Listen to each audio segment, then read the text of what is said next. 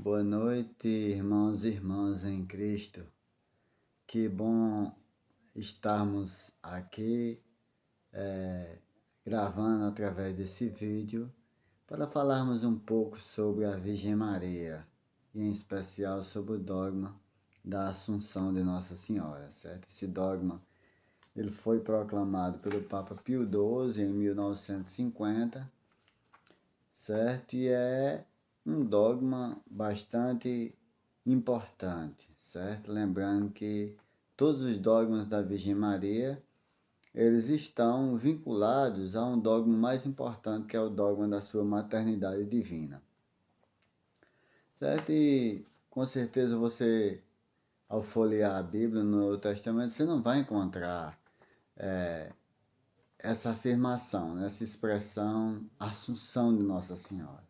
Mas implicitamente nós encontramos textos bíblicos que fundamentam esse dogma, certo? Por exemplo, no Salmo 44:10 vai dizer que ao lado do rei está a rainha com vestes de ouro de Ofir. Então, é um texto de referência para esse dogma. Outro texto citado por a gente, muito importante, é o texto de Apocalipse capítulo 12, que é muito significativo, certo? Nós vamos partilhar aqui. Em Apocalipse capítulo 12, versículo 1, diz assim: Apareceu em seguida um grande sinal no céu. Uma mulher revestida de sol, a lua debaixo dos seus pés e na cabeça uma coroa de 12 estrelas. Estava grávida e gritava de dores, sentindo as angústias de dar à luz. Depois apareceu outro sinal no céu, um grande dragão vermelho com 7 cabeças e 10 chifres, e na cabeça 7 coroas. Varria com sua cauda uma terça parte das estrelas do céu, e as atirou à terra. Esse dragão deteve-se diante da mulher que estava para dar à luz, a fim de que, quando ela desse à luz, lhe devorasse o filho. Ela deu à luz um filho, um menino, aquele que deve reger todas as nações pagãs com cetro de ferro. Mas seu filho foi arrebatado para junto de Deus e do seu trono. A mulher fugiu então para o deserto, onde Deus lhe tinha preparado um retiro para ir ser sustentada por 1260 dias.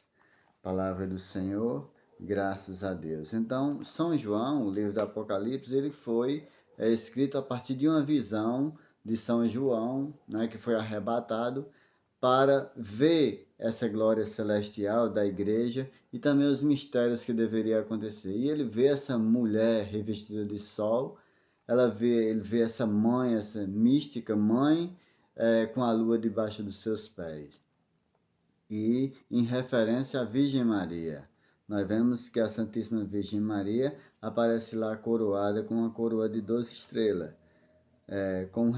Esse texto também faz referência à igreja, mas os santos doutores da igreja, os santos pais da igreja, eles atribuem também a essa mulher revestida de sol a Santíssima Virgem Maria, revestida de sol, revestida de graça, não é? Revestida ao lado do rei, revestida e glorificada e também coroada, não é verdade? Então, é um dos textos que a igreja usa como referência para defender o dogma da sua assunção.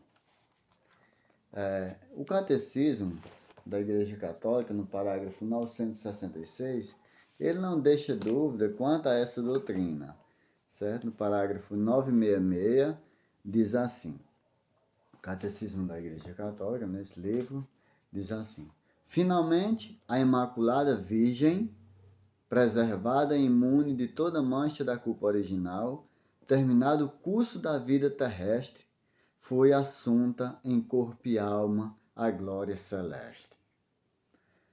E para que mais plenamente estivesse conforme a seu Filho, Senhor dos exércitos e vencedor do pecado e da morte, foi exaltada pelo Senhor como Rainha do Universo. A Assunção da Virgem Maria é uma participação singular na ressurreição de seu Filho e uma antecipação da ressurreição dos outros cristãos. Então é muito significativo esse texto do catecismo, primeiramente porque ele deixa bem claro aí que Nossa Senhora foi assunta, né? Terminado o curso da vida terrestre, foi assunta em corpo e alma à glória celeste. Essas palavras são do Papa Pio XII, da bula que instituiu esse dogma. E para que mais plenamente se conformasse a seu Filho, Senhor dos senhores e vencedor do pecado, foi exaltada pelo Senhor como Rainha do Universo, ou seja, glorificada como Rainha do Universo e coroada pelo Senhor, ou seja, pelo Pai. Aí ele diz aqui, ó, no finalzinho, diz, a Assunção da Virgem Maria é uma participação singular na ressurreição de Cristo. Ou seja, nenhuma outra pessoa, nenhum outro santo, nenhuma outra santa gozou de maneira singular dessa graça da assunção, da glorificação, dessa participação singular na ressurreição de seu Filho. E o catecismo finaliza esse parágrafo dizendo: essa glorificação é uma antecipação também da ressurreição dos outros cristãos.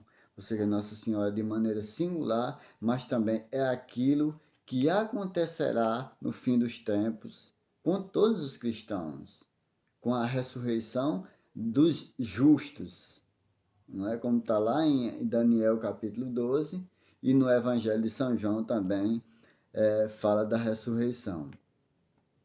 Então,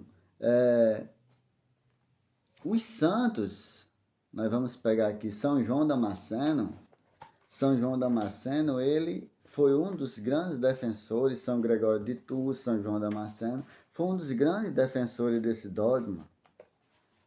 E nós vamos pegar aqui uma afirmação de São João Damasceno, quando ele diz assim, ó, falando de Nossa Senhora e de Eva, ele diz assim: mas como a morte poderia engolir uma alma verdadeiramente abençoada, que humildemente deu ouvidos à palavra de Deus? Como a corrupção poderia ousar tocar o corpo que contivesse a vida? Tais pensamentos são abomináveis e totalmente repugnantes em relação ao corpo e à alma da Mãe de Deus. Então, São João Damasceno, ele comparando um pouco antes, ele compara com Eva, né? Com a sua desobediência e ao ouvir a voz da serpente, atraiu para si a condenação. Mas a Santíssima Virgem Maria, ao se humilhar, né? E ao se render à palavra de Deus, a dar ouvidos à palavra de Deus, ele diz assim: aí adquiriu uma alma abençoada. Como a morte poderia corromper uma alma abençoada? Como a morte poderia corromper o corpo que conteve a vida? Porque Jesus, ele é o autor da vida. Ele é o Criador. Não é? Diz que todas as coisas foram criadas por ele e para ele. Então, como a morte poderia a corrupção corromper esse corpo que conteve a vida? Aí conclui São João Damasceno: tais pensamentos são abomináveis. Se pensar o contrário é abominável e repugnante. Então, são palavras tremendas. Outra coisa também que é interessante a gente colocar é que as relíquias de muitos santos no início da igreja, dos apóstolos, dos mártires, dos servos de Deus, eles eram disputados pelas igrejas, as relíquias desses santos, dos grandes santos, dos mártires, dos apóstolos. E é interessante que não há nenhum registro histórico de que nenhuma igreja contivesse relíquias da Virgem Maria.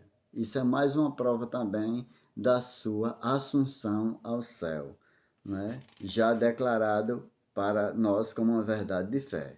Aí ele diz aqui: a busca de suas relíquias, da sua transferência de cidade em entidade, teriam sido bem registrados na história, se caso houvesse algum registro de relíquias da Virgem Maria nas igrejas primitivas. Esse registro não há. Isso é um dado interessante a gente colocar.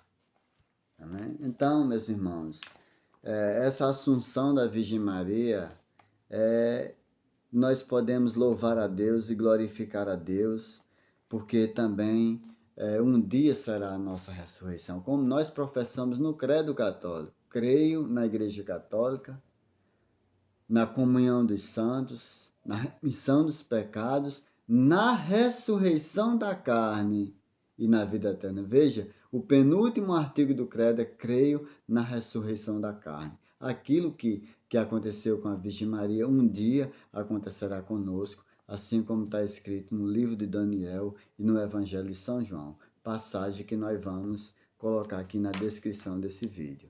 Então, meus irmãos, fiquem com Deus e essa é uma base para que você aprofunde mais os conhecimentos acerca dos dogmas marianos.